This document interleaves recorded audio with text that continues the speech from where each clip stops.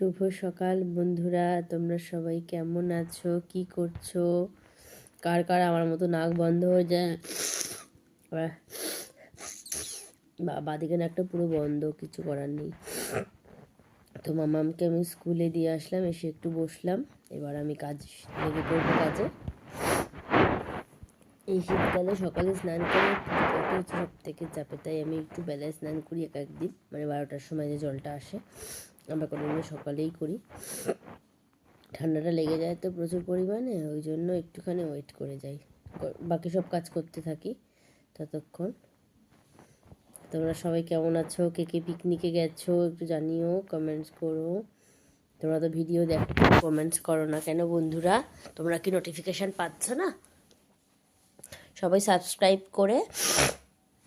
Subscribe থাকবে ওখানে, তোমরা সাবস্ক্রাইব করে বেল আইকনে অল যেটা আছে অলটাকে ক্লিক করে দেবে, তাহলে দেখবে সব নোটিফিকেশান চলে যাবে।